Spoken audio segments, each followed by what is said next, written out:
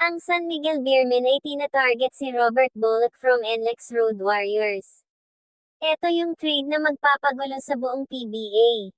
Si Robert Bullock ay number 1 local scorer at playmaker, na nag-average ng 22 to 25 points per game and 6 assists, na pang MVP level. Si Robert Bullock ay malaking asset. Hindi pwedeng 1-for-1 lang kay SMB. Kailangan balance sa salary at position. Sino ang pwede i-trade ng SMB kay Robert Bullock? Narito ang tatlong packages na sa tingin ko maaring gawin nila. Sa package A, win now, balance trade. Ito ang pinaka-fair trade na sa tingin ko. SMB gives Marshall Lassiter plus Molotov plus first round pick. NLEX gets Robert Bullock. Bakit pwede? Number 1. Si Marshall Lassiter ay 35 years old na, pero 40% three-pointer pa rin at instant shooter. Ito ang sagot ni NLEX sa spacing na wala kay Robert Bullock. Number 2. Si Molotov ay 6'8" big man. Kulang ang NLEX sa legit center after mawala ni JR Kenyahan. Si Molotov ay may depensa plus post scoring. Number 3, ang first round pick ay future asset para sa rebuild ng NLEX Road Warriors. At kapag natuloy ang trade na ito ang pagbabagong mangyayari. Sa SMB side, nakuha nila ang number 1 scorer, at ang San Miguel Beermen ay magkakaroon ng bagong version ng Big 3 na sina Robert Bullock plus Junmar Fajardo plus CJ Perez na nakakatakot. Sa NLEX side naman, nawala ang kanilang scorer, pero nakuha naman nila ang shooter plus big man plus future pick, na naka-rebuild agad. Sa package B naman, Youth 4-star. Kung ayaw ng NLEX ng matatanda, narito ang senaryo.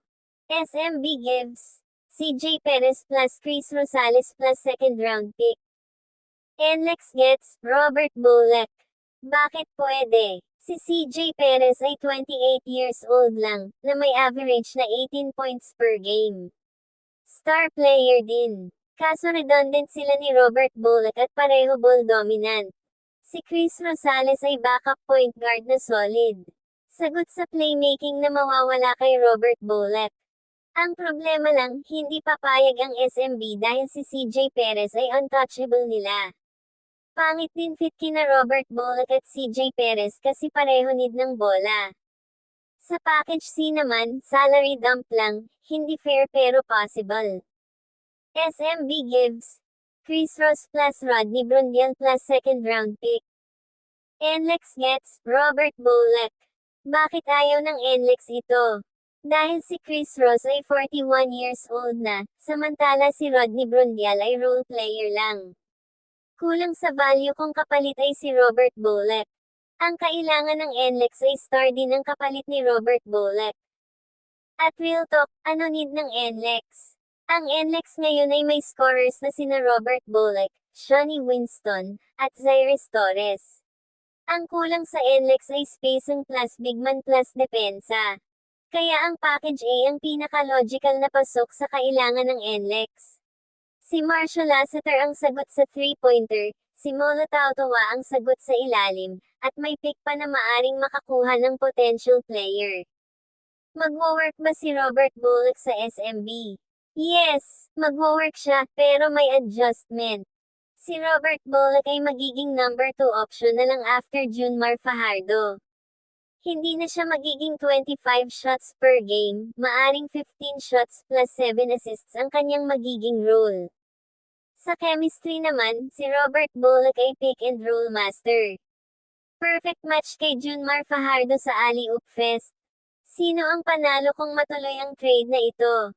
Ang SMB ang panalo sa short term, dahil instant championship favorite. Robert Bullock plus Junmar Fajardo plus CJ Perez baka hindi na kayang depensahan.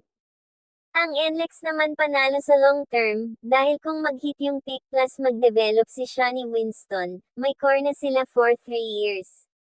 At kung ako ang general manager ng NLEX, hihingi ako ng Marshall Lassiter plus Molotov plus 2 first round picks, At kung ako naman ang general manager ng San Miguel Beermen, ang mabibigay ko lang ay si Marcio Lasseter plus Mo Tautoa at isang pick lang.